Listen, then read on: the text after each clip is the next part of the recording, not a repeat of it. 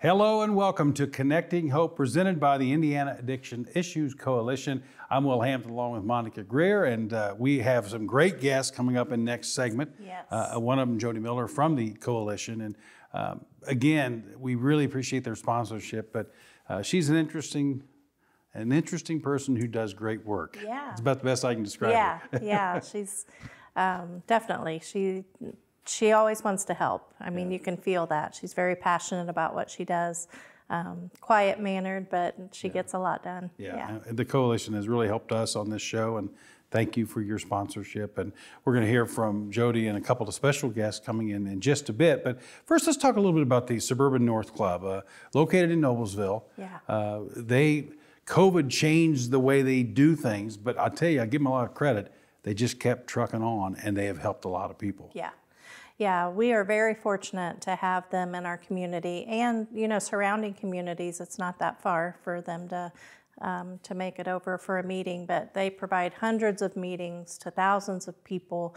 It's just a great location to where you don't have to worry about something changing. You just always know that they're going to be there for you. So. Well, they're doing such great work that they're running out of space. Yeah. What we're going to talk about here right now really is they need a new facility. They have drawings of a new facility.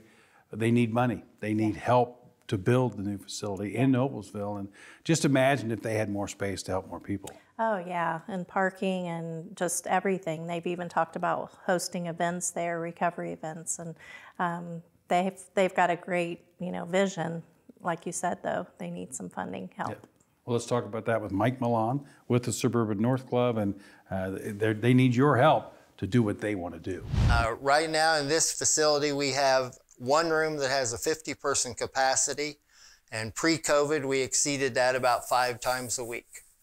Sunday mornings, we had 50 in this room and 40 in that room at the same time.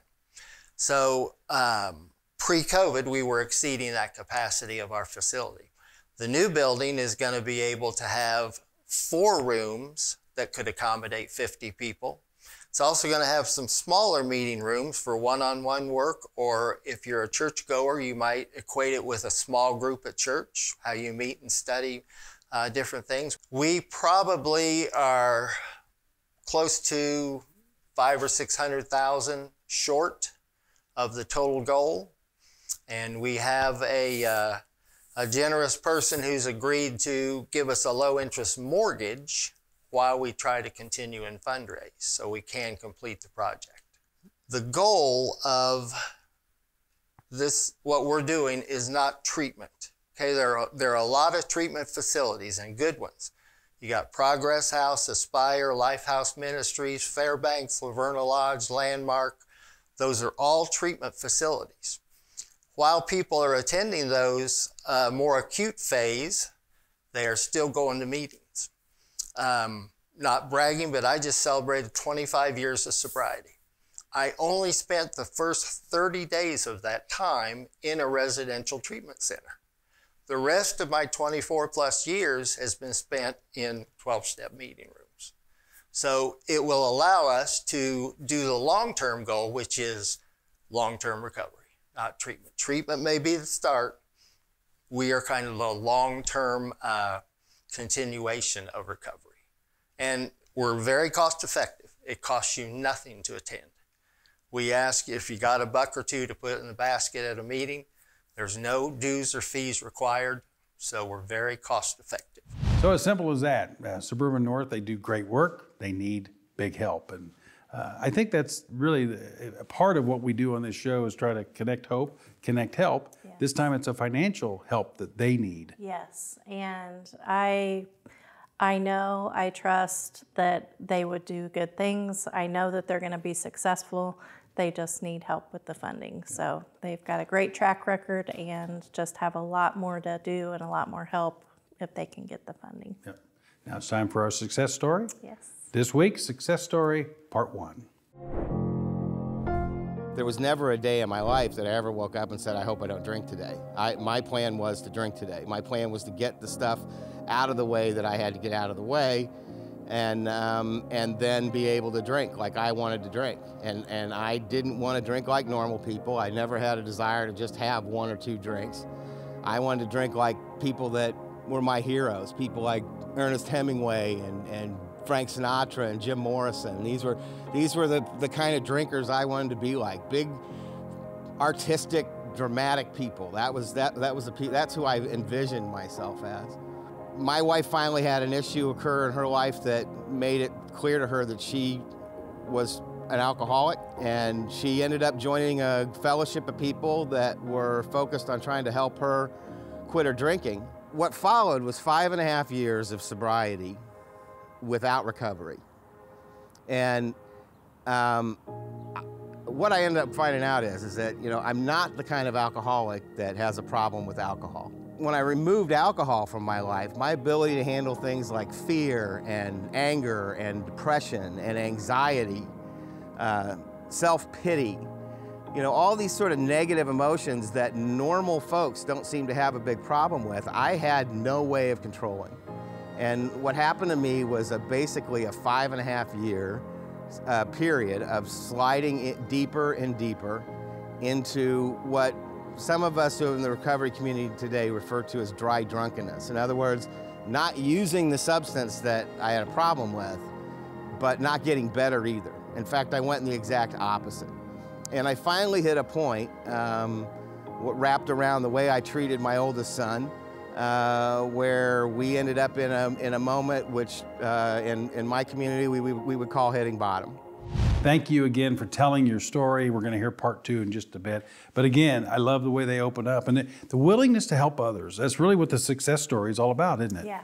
Yeah, and when you talk to someone in recovery, they say that that helps with their recovery, to be able to pay it forward and be able to share their story and hopefully connect with others and encourage them in their recovery. Well, George Christo gave us this desk. And Yes. there's only room for a total of 4 people. Yes. So next segment, I'm going to take a break. Can you handle it? I'll try. I know you can. Big shoes to fill. I'm going to exit stage left. Monica takes over when Connecting Hope continues.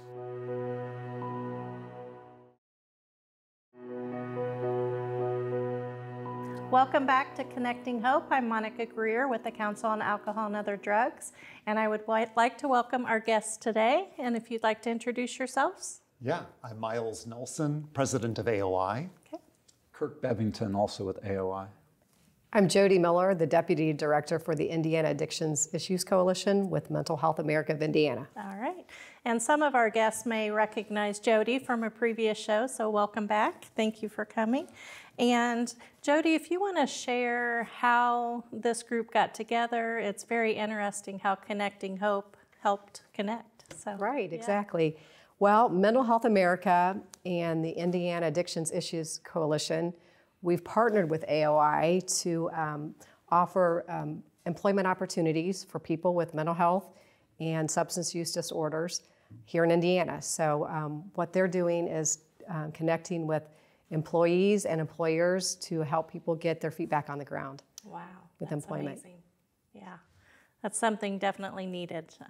You know, we want to reduce barriers as much as we can, and this will help with that. So, all right. So, Kirk, you want to share your side of things, what you're doing with it? Sure. Well, you know, part of our mission is standing up to the stigma that is often attached, not just personally to somebody as they work to recover from things that maybe they're not the most proud of in their life, but also how that carries over professionally. Sure. And we look forward to continuing to stand up to that and help others get a second chance, as well as educate employers on not just the talent, but also some of the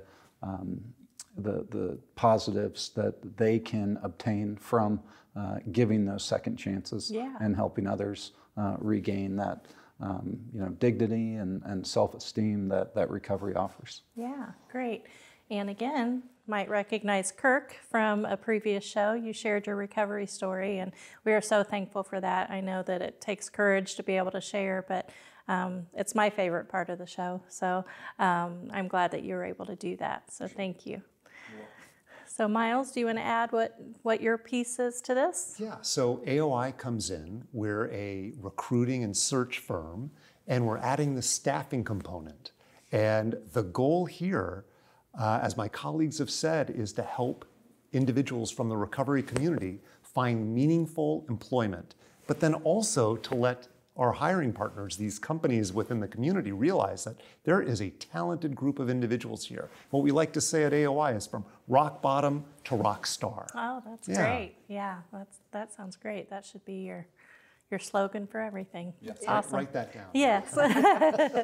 Yeah. So, how are you getting started with the businesses? Is there a way that you're diving into recruiting employers?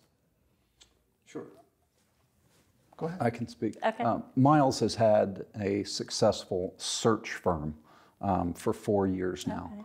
And so when we began kind of brainstorming on the staffing component and what a niche would be for us that are close to both of our hearts, recovery is something that was at the top of every list we had created. And so one thing I did was go and pick the brains of those in the recovery community who I held in very high regard. And one thing was consistent throughout every interaction, and there was an absolute need for this. Yeah. And so one of those people that I had connected with was Jody. Okay. So- Great. Yeah, it's definitely a need. I mean, I used to work in the corrections field, and just talking about the barriers, place to live, place to work, it's just overwhelming for people to think about all of the things that they need, and job is up at the top, Right. So that's awesome that you're doing that. And I'm always so impressed on Mental Health America and the Indiana Addictions Coalition on the growth that you are doing and just expanding. We were talking to Brandon George on another show about they continue to grow. You continue to grow of, seeing something that's needed and tackling it. So we're very fortunate to have all of you in Indiana and in our community to do that. And it's just very impressive that you guys are doing this. So I look forward to seeing more of what you're going to be doing. Is there anything else that you want to add about it? It's brand new, right? Right. So you did ask a question, like what Yeah. are we doing to find companies Yes. that we understand we may not be the staffing company for everyone, but we are the staffing company if you believe in the mission and you want to add to your culture at the business where you work. So what are we doing? So we are asking all of our friends, all of our connections, everyone in the audience, who do you know that needs incredible talent, where you have a need, and you also maybe have a mission. You see the value here. Yeah. Those are the types of relationships that we're looking to make. Great. So is this Hamilton County only, or is it surrounding areas? What's your focus? I think we're going to tackle this region. Okay. And but there's a need everywhere. Okay. And I happen to serve on city council in Carmel. Great. And it was an issue that as a candidate, as a counselor, I hear about often, mental health and addiction. But it's not just within the borders of Carmel or Hamilton County. It's Marion County, Central Indiana, the state, the nation. Yeah. And so we'll start here and hopefully we'll pick up steam and be able to offer solutions elsewhere as well. Good. So are you planning on working with the court system, probation departments? Just how are you looking for the population that might be in need? Well, we started out with connecting with the regional recovery hubs, focusing on the central hubs, which there are 5 in the central region. So what we've done is just done a presentation to let them know what we're offering, doing some follow-up work to get some referrals that way. Great. But we're also expanding out to some different, recovery residents. Actually, Wendy No with the Dove House, she's interested in getting involved. So we're just looking at some more opportunities in the area. And if anyone, that's listening is interested, feel free to reach out to us and make some contacts that way. So how would they connect with you? What information should they use? Well, you can always go on to maybe your website if you guys want to take it from there. Absolutely. Yeah. Okay. Yeah. AOItoday.com. There is a place where you can upload a resume, answer some questions. That will come to us, and then Kirk and I will follow up and do a face-to-face interview, probably by Zoom or by, FaceTime, whatever's easiest, Okay. and whatever's safest. But that's how we get started. If you're a company looking to make some key hires, or you see this as a real staffing opportunity for your company, reaching out to us, our phone numbers, our email addresses, all of that information is at aoitoday.com. Great, thank you. So is there a cost for this, for the ones that want to become involved?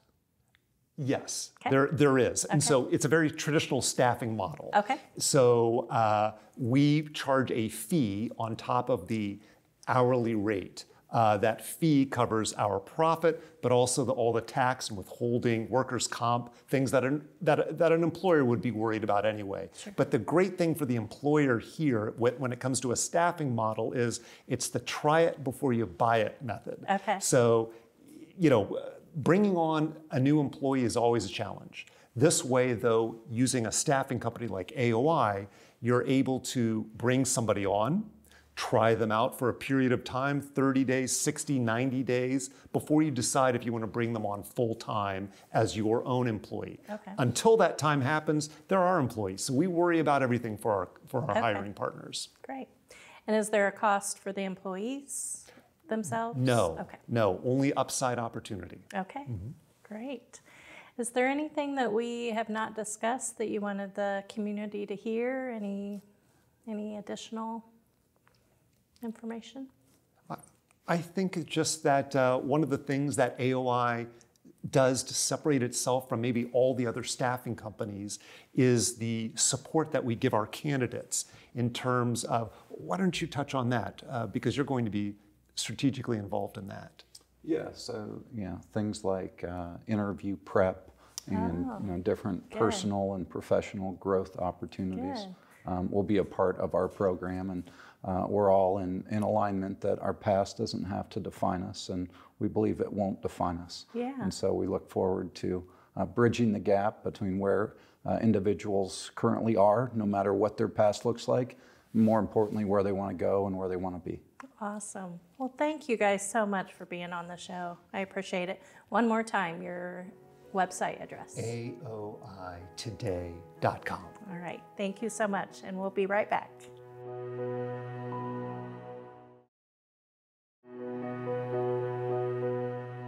Welcome back to Connecting Hope, presented by the Indiana Addiction Issues Coalition. Will Hampton with Monica Greer. Hey, great job on the last segment. You don't need me. I survived. I do need you. I can take off and anytime. Vacation's around the corner and you can just take over. No. But you know, that AOI, what an interesting story. Yes. And really it's about, sort of like we had a few weeks ago with Josh Carey and Brandon George, about trying to help life as it moves forward. Yeah. You have to have a job, don't you? Yeah, to relieve that stress. And it's just heartwarming that our show helped make all those connections. Yeah. How did that, did they tell you how that, were they just watching the show? Well, Kirk connected with Jody. Okay, yep. Because he talked about He sharing was a his success story, Yeah. still is a success story. Yeah, and then they connected with Miles, and it grew from there. So. Yeah. And we're going to let a Carmel City Councilman on the show every once in a while. Yeah. Wouldn't want to have too much of that. Just kidding. Now it's time for Success Story Part 2. My wife and my kids basically told us we don't want to be around you anymore. We're sick of walking around on pins and needles around you. You make our life miserable. Either you got to figure out what's wrong with you and get it fixed, or you have to leave. I remember driving, I was crying, I was thinking about killing myself, and really at the end, it was in that moment that, I knew what I was. I came here to the Suburban North Club the next day, and a couple of days later was able to admit to the fact that I was an alcoholic. And I've been participating in my own recovery now. It'll be, if I make it, it'll be 5 years in October or November. And I've been participating in a 12-step recovery program and in surrounding myself with people that are wrapped in recovery. And it's been a good experience for me, and it's changed my life immeasurably. The greatest change for me has been the experience of connecting with a power greater than myself, which the work I've done here has helped me to be able to have. I have a connection with what I call God now that has changed everything for me. And what I mean by that is I do my best to live a principled life and to try to live in a way that I think God would want me to live. And that makes my life a whole lot easier than when I was trying to run everything myself. Thank you again for sharing always such great stories. I always love part 2 of the success story. And what I think also people continue to realize is that the recovery is a journey that will last the rest of their lives. Yeah, yeah.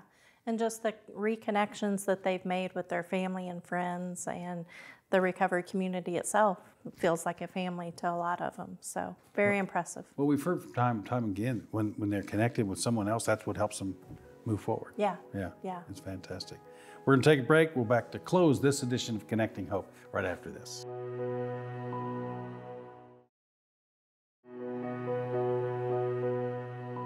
Thank you so much for watching Connecting Hope, presented by the Indiana Addiction Issues Coalition. Will Hampton again with Monica Greer to close out another show. And, Hamilton County Council on Alcohol and Other Drugs. Here we are closing on the end of March, Yes. which means you're getting close to your annual meeting. Yes. Coming up in April. What's April. going to happen? What are you going to tell us in April at the meeting? Well, in April, that we always host our annual meeting, so we like to share success stories of what's happened throughout the last year. So that's a big part of it. Share what funds we've provided to agencies and what types of services have been funded. So it's just a uplifting meeting. So Did looking you forward ever to think a year ago that you would have about 30 Connecting Hope shows under your belt? No. Yeah. This is amazing. Yeah, we do appreciate all our sponsors, and we need more. We need people to help us. Contact Monica or me, either way, and help us out. Keep this show going. Yes. All right, thank you. Thank you. Thanks for watching Connecting Hope. We'll see you next time.